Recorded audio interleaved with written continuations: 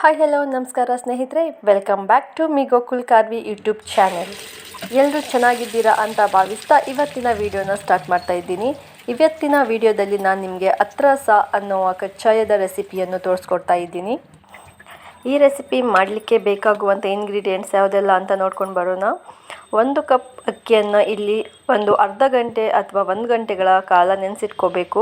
ಮತ್ತು 1 ಕಪ್ ಅವಲಕ್ಕಿ, 1 ಕಪ್ ತೆಂಗಿನಕಾಯಿ ತುರಿ, ಅದೇ ಕಪ್ ಅಳತೆಯಲ್ಲಿ 1 ಕಪ್ ಬೆಲ್ಲವನ್ನು, ಮತ್ತು ಒಂದು 5 ರಿಂದ 6 ಏಲಕ್ಕಿ, ಹಾಗೆ ಒಂದು ಏಲಕ್ಕಿ ಬಾಳೆಹಣ್ಣು ಆದರೆ ಒಂದು 5 ರಿಂದ 6 ತೊಗೋಬೇಕು. ಇದು ದೊಡ್ಡ ಬಾಳೆಹಣ್ಣು ಆಗಿರೋದ್ರಿಂದ ನಾನು 3 ತೊಗೊಂಡಿದ್ದೀನಿ.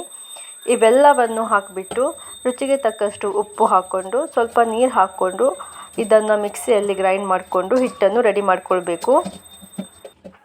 1 ಲೋಟ ಅಕ್ಕಿಗೆ ಅರ್ಧ ತೆಂಗಿನಕಾಯಿ ತುರಿಯನ್ನು ಹಾಕ್ಕೋಬೇಕು.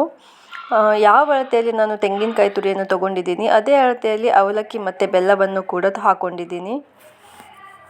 ಅವಲಕ್ಕಿ ಮತ್ತು ಬಾಳೆಹಣ್ಣು ಹಾಕೋದ್ರಿಂದ ಅತ್ರಸ ರೆಸಿಪಿ ಸಾಫ್ಟಾಗಿ ಬರುತ್ತೆ. ಮತ್ತು ಇನ್ನೊಂದು ವಿಷಯ ಏನಂದರೆ, ಈ ರೆಸಿಪಿಯನ್ನು ಕಬ್ಬಿಣದ ಕಾವಲಿ ಬಾಣಲಿ ಇರುತ್ತಲ್ಲ ಅದರಲ್ಲಿ ಮಾಡ್ತಾರೆ. ಅದರಲ್ಲಿ ಮಾಡಿದರೆ ರುಚಿನೂ ಜಾಸ್ತಿ ಆಗುತ್ತೆ ಮತ್ತು ತುಂಬ ಸಾಫ್ಟಾಗಿ ಬರುತ್ತೆ. ಇವಾಗ ಈ ಎಲ್ಲ ಇಂಗ್ರೀಡಿಯೆಂಟ್ಸನ್ನು ಮಿಕ್ಸಿಯಲ್ಲಿ ಹಾಕ್ಕೊಂಡು ಗ್ರೈಂಡ್ ಮಾಡಿಬಿಟ್ಟು ಬರೋಣ. ಇವಾಗ ಹಿಟ್ಟು ರುಬ್ಕೊಂಡಾಗಿದೆ. ಯಾವ ರೀತಿಯಲ್ಲಿ ಕನ್ಸಿಸ್ಟೆನ್ಸಿಯಲ್ಲಿ ಹಿಟ್ಟಿದೆ ಅಂತ ನೋಡಿ. ಈ ಥರ ಉದ್ದಿನ ದೋಸೆ, ಇಡ್ಲಿ ಎಲ್ಲ ಇರುತ್ತಲ್ಲ ಆ ಹದದಲ್ಲಿ ಹಿಟ್ಟು ಇರುತ್ತೆ, ಆ ಕನ್ಸಿಸ್ಟೆನ್ಸಿಯಲ್ಲಿ ಇರುತ್ತೆ. ನೋಡ್ಬೋದು ನೀವು ಇವಾಗ ಹಿಟ್ಟು ಯಾವ ರೀತಿ ರೆಡಿಯಾಗಿದೆ ಅಂತ. ಈ ರೆಸಿಪಿ ಹೇಗೆ ಮಾಡೋದಂದರೆ, ಈ ಹಿಟ್ಟನ್ನು ನಾವು ಇವಾಗ ಮಧ್ಯಾಹ್ನ ಮಾಡ್ಕೊಂಡ್ವಿ ಅಂದರೆ ಸಂಜೆಗೆ ಅತ್ರಸವನ್ನು ಎಣ್ಣೆಯಲ್ಲಿ ಬಿಟ್ಕೊಂಡು ಮಾಡ್ಕೋಬೇಕು. ಅಂದರೆ ಅಷ್ಟೊತ್ತು ಗ್ಯಾಪ್ ಇರಬೇಕು ಹಿಟ್ಟು ಮಾಡಿಕೊಂಡು. ನಾನಿವಾಗ ಎಣ್ಣೆಯಲ್ಲಿ ಬಿಡ್ತಾ ಇದ್ದೀನಿ, ಅತ್ರಸ ರೆಸಿಪಿಯನ್ನು ಮಾಡ್ತಾ ಇದ್ದೀನಿ.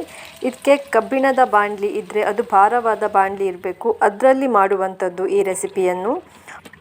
ಇವಾಗ ಇದನ್ನು ಉಲ್ಟಾ ಕೂಡ ಹಾಕ್ಕೊಂಡು ಬೇಯಿಸ್ಕೊಂಡು ಬಿಡೋಣ. ಆಲ್ರೆಡಿ ಒಂದು ಅತ್ರಸನ ಮಾಡ್ಕೊಂಡಿಟ್ಟಿದ್ದೀನಿ, ಟ್ರಯಲ್ ವರ್ಷನ್ ಹೇಗೆ ಬರುತ್ತೆ ಅಂತ ನೋಡಿದ್ದೀನಿ. ಇದು ಸೆಕೆಂಡ್ ಅತ್ರಸ ನಾನು ಮಾಡ್ತಾ ಇರೋದು. ನೋಡಿ ಈ ಥರ ಬಂದಿದೆ. ಒಂದೊಂದು ಬೇಯಿಸ್ಕೊಳ್ಳಿಕ್ಕೂ ತುಂಬ ಟೈಮ್ ಹಿಡಿಯುತ್ತೆ. ಈ ರೆಸಿಪಿ ಮಾಡುವಾಗ ತುಂಬ ಟೈಮ್ ಬೇಕಾಗತ್ತೆ ಇದಕ್ಕೆ. ನೋಡಿ ಇವಾಗ ಆಯಿತು. ಈ ಥರ ಎಣ್ಣೆ ಇರೋದ್ರಿಂದ ಈ ಥರ ಒಂದ್ಸಲ ಪ್ರೆಸ್ ಮಾಡ್ಕೊತಿದ್ದೀನಿ, ಎಣ್ಣೆ ಹೋಗಲಿ ಅನ್ನೋಗೋಸ್ಕರ ಅಷ್ಟೇ.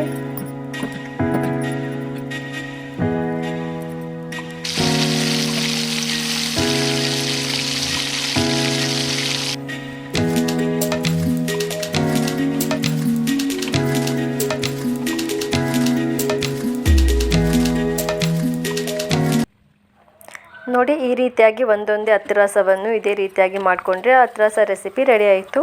ಈ ವಿಡಿಯೋ ಇಷ್ಟ ಆದರೆ ದಯವಿಟ್ಟು ಒಂದು ಲೈಕ್ ಮಾಡಿ, ಶೇರ್ ಮಾಡಿ ಹಾಗೂ ಸಬ್ಸ್ಕ್ರೈಬ್ ಮಾಡಿ. ಮುಂದಿನ ವಿಡಿಯೋದೊಂದಿಗೆ ಮತ್ತೆ ಸಿಗ್ತೀನಿ. ಅಲ್ಲಿ ತನಕ ಟೇಕ್ ಕೇರ್, ಬಾಯ್, ಶುಭ ದಿನ.